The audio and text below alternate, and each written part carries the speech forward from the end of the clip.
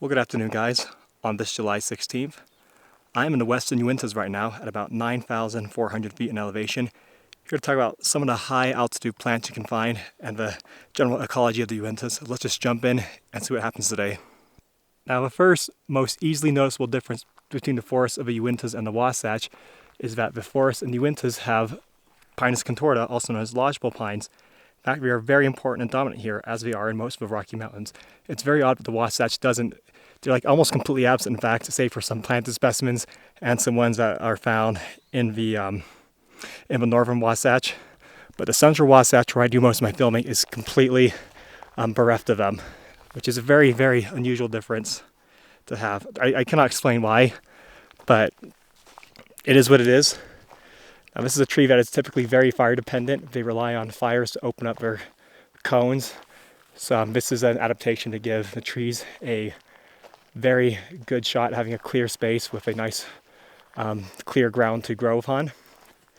So I often find stands of these trees are all the same age, but occasionally a few seeds will slip through the cracks, like some boring insects will break open the cones and allow the seeds to fall out. Stuff like that can happen.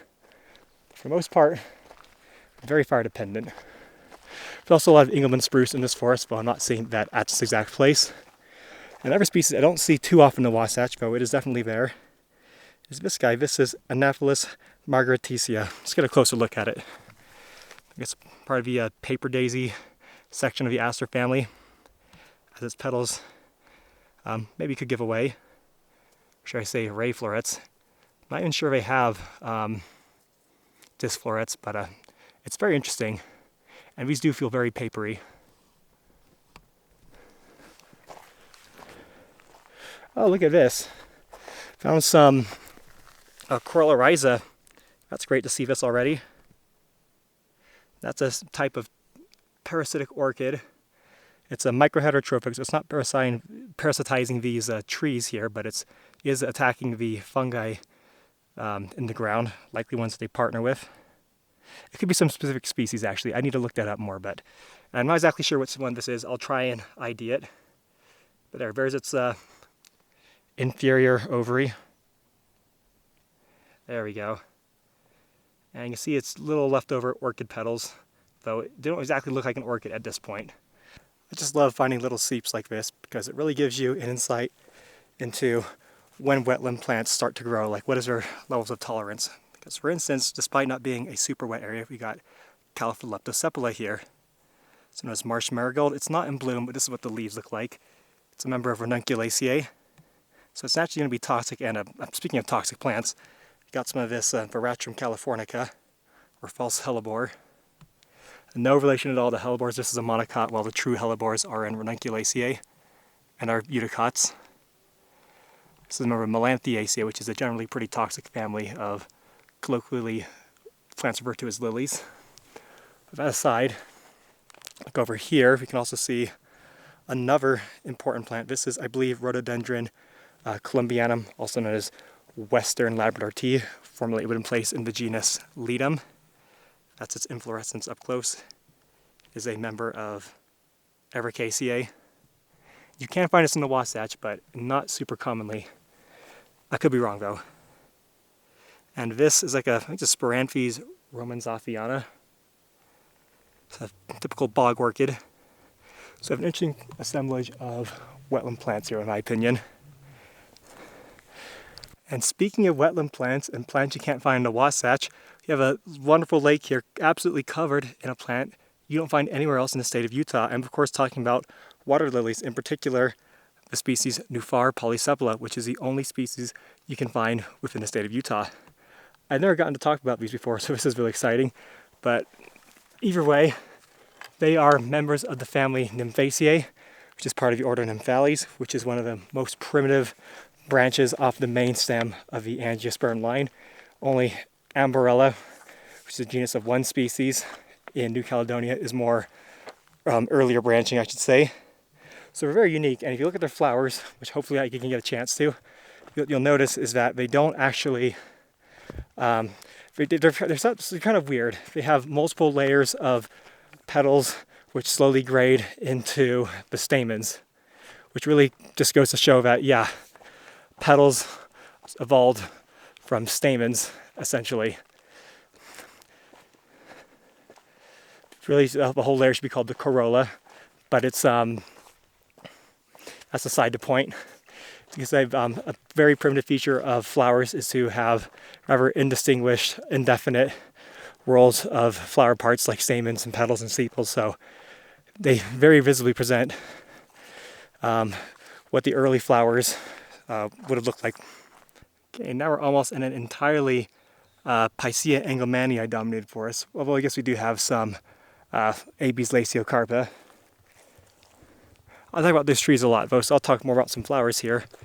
This, I believe, is Penstemon whipplianus, which you can find in Wasatch according to my Utah Wildflowers app, but I've not particularly seen it yet, or at least haven't noted it. I don't know how I couldn't have taken that much note of it. It's got these incredible deep purple flowers, but it's a fairly widespread one. Some other plants I'm seeing around here, back to wetland ones for a second. It's those guys over there, little purple things, Aconitum columbianum. It's known as monkshood or wolfbane, one of the most toxic genera of plants in the North America and really Eurasia as well. We can get a closer view of some later. Keep seeing these random patches of fire, which is interesting. I don't know what to make of it. It's like right here, this little tiny area was burned, but not much else. I guess that's how fires are supposed to be. Oh, might as well talk about this guy. This is Ryys Monttoagen. You can find this in the Wasatch for sure. It's a very prickly, spiny, thorny, whatever you want to call it, species of ribes or gooseberry or currant. So that makes some delicious fruit, but you gotta be pretty brave to pick this. I can't think of a plant I'd want to grab less if I was falling down a cliff. Oh, I've really got to talk about these ones. They're not super dense here, but this is a very important plant in these mountains I've noticed over the couple times I've visited. This is Vexidium Scoparium, also known as Grouse Whortleberry. And really what's particularly special about this one is that you do not see it in the Wasatch at all, as far as I'm aware. Maybe in a couple places, but I've never seen them. And the first time I came up to the Uintas last year, I was shocked to see these things everywhere. Not shocked, I was just confused because I had no clue what they were. And they weren't producing flowers, but I'm pretty sure that's what they are. They are highly forageable, as I'm pretty sure all Vexidium species are. So give it a try if you want, but leave some for the animals. I'm sure we'll walk through some very dense stands or patches of it later, because I could not believe how abundant it was when that was really surprising. Not just that I hadn't seen it before, but I was everywhere in the Uintas. So it was hard for me to identify until after I had gotten back. That's a good video to check out too, by the way, my first Uintas video. Jesus Christ, I hate cows so much. I really hate them. I hate having them out here. I hate having them being on the middle of my trail. Just go up and around maybe.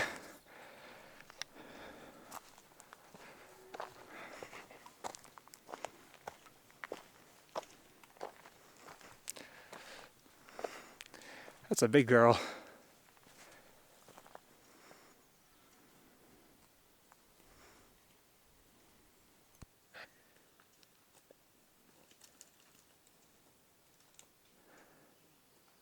It's really impressive how much they can eat. Are you camera shy or something? You guys can't run up trail very well, so if I stay up trail from you, I think I'll be safe. Man, you're really huge. Oh, but you're really adorable. I could go to Shingle Creek if I wanted to, but I don't. I want to go this way.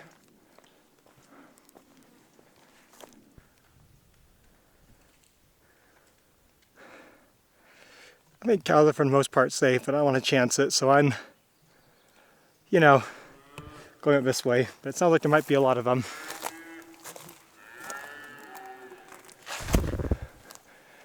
Calm down.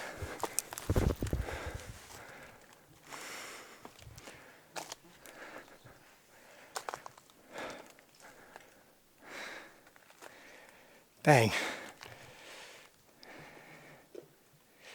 Really are just like giant lawnmowers. Eating everything in sight. Just smart enough to avoid the Veratrum californica. Probably. They probably learned that by now. But no, I don't want to be poisoned, but I just think there should be less cows out west, that's all. So this is the first of a few really easily accessible lakes I'll probably see on this trail. This is a Shingle Creek Lake. Look here, we got one of those water lilies I was talking about right up close. So let's take a better look. This is again Nufar Polya. See its flower? It has these whole whorls of stamens on the inside. We're not really transitioning to petals, as I may have said earlier. That's maybe more visible in Nymphea, but as its leaves, you can see on this specimen is that it's an emergent plant, so it's rooted into the lake bed, but it then grows upward and its leaves float on the surface. Really cool. This lake obviously isn't covered in them like this, the other one is, but that's probably because it's a lot deeper in the center. There's some on the far end too. What a cool plant. Oh, another plant really quickly you only really find within the Uintas in the state of Utah. This is, I believe, Pedicularis bracteosa. It's certainly got to be a Pedicularis. The one you most commonly see in the Wasatch is Pedicularis racemosa. But and this looks a little bit similar, but its leaves are very compound, which racemosa doesn't have. There's a few that have compound leaves like this, but not many on the stem, at least in the state of Utah. And this is the one that really matches the description, so that's what I'm going with. Okay, now heading on again. Now, some of you guys might be wondering why the Uinta has quite a few different plants you can't find in the Wasatch. Some of it's just part of a natural luck of the draw. All the mountain ranges in southern Utah have different plants from the Wasatch as well. But a lot of it also has to do with the Uintas and what makes it unique for Utah. And that has to do with the fact that it's a very tall mountain range. And you get very large contiguous tracts of land here that are above 9,000, 10,000, 11,000 feet. Heck, even you get a solid 60-mile stretch that's purely above the tree line, which you just don't get in the Wasatch. There's lots of land above the tree line in the Wasatch, but it's all very broken up. So it's a very good place for some more northerly, central to northern Rocky Mountain species to thrive. I'm almost at 10,000 feet now in elevation, and that puts me at well below the highest the Uintas get. This land seems to be quite a bit devastated, I gotta be honest. Not too pleased with how it looks. Oh, but I think I got something interesting here. This appears to be, this is either, well, it's a little hard to tell them apart, but it's Ipomopsis, tenuatuba, or aggregata. I'm going to go with tenuatuba, even though that one tends to be more purplish. Not purplish, what am I saying? And its altitude's getting to be more pinkish in terms of its petal color. This one clearly isn't. But there's a more pink one here. This is what they normally look like. One of them tends to have its stamens exserted, the other doesn't, and one of them is very fragrant and the other is not so much. Both of them are probably pollinated primarily by hummingbirds. I mean, butterflies and moths maybe could try and get them occasionally, but they don't have a good place to perch, I believe, so this is really a bird-pollinated species, I believe. I'm sorry I'm stuttering so much. This might go on a lot longer than I intended, so I might break this up into 2 videos, so get a tentative thanks for watching and see you next time before I start part 2 right now.